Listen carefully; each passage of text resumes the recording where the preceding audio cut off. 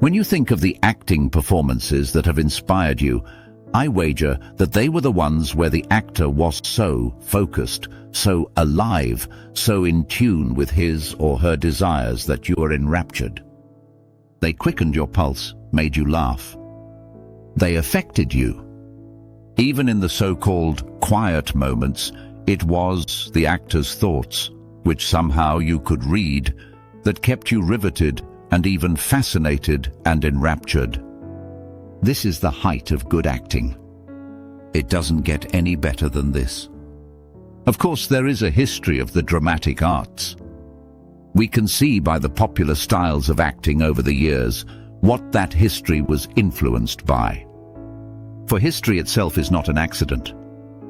History is the working out of the thoughts of men. It is this working out of the philosophies of the times that have influenced our aesthetics or theory of art.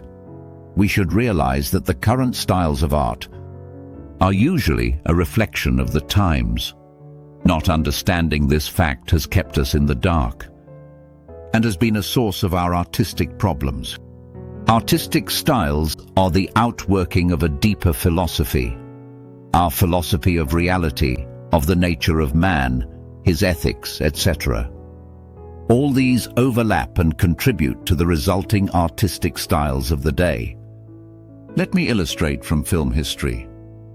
Simply looking at the history of acting in the medium of film, we can see how culture and philosophy affected film acting. For instance, at the turn of the century, technologically speaking, the medium of film was in its infancy and had not developed sound. Therefore, visuals were king. Acting styles were being adapted from the stage. Therefore, the acting styles were more demonstrative, more ostentatious, just as the first decade of the 20th century was. It was a decade of invention, of innovation, of glamour and wealth, excess and luxury. Is it an accident that these themes also affected the style of acting at this time? Of course not. There is always a conversation happening between the themes of the times and the styles of the times. This can be vividly seen in every new style of film since then till now. For example, can anyone deny that the post-war style of cynicism, in light of the millions slain in world wars, directly affected and led to an artistic style of skepticism, darkness, and moral ambiguity? And that this ethos led to the style of film noir, and also to an edgier style of acting? Also, the great films of Italian neo-realism came out of a desire to be more truthful about the horrifically challenging social issues of the day. This movement contributed to the casting of what they called, incorrectly in my opinion, non-actors. Of course, the performances by the so-called non-actors could be every bit as powerful as the professionally trained, sometimes more so. The point I am making is that the prevailing philosophies of the time impacted the styles of acting. This is natural and will always be so.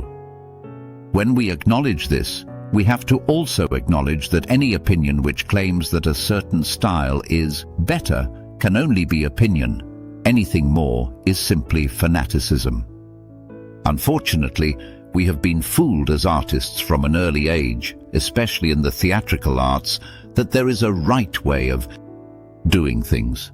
We have our devotees of Stanislavski, Lee Strasberg, and the Actors Studio and the Method, Stella Adler, or David Mamet, or Sanford Meisner. We argue with one another rather than looking deeper, rather than looking at the philosophical presuppositions of these schools. Remember, the results of these schools are simply the manifestation of the philosophical presuppositions of their teachers. For example, Meisner thought Strasberg was too internally focused. Robert Lewis thought most method actors were neglectful of style, and so on. Similarly, my philosophy of acting derives from my understanding of the nature of man and the way he views the world. This understanding is derived from fairly recent studies in behavioral psychology. As we shall see, We will soon see that our understanding of man and how he functions in the world will have an effect on our theory of acting. Stay tuned as we build the foundation for what we call life acting. Subscribe to the channel to get more insight into the life acting system. Or click the link in the comments to get the best book on acting.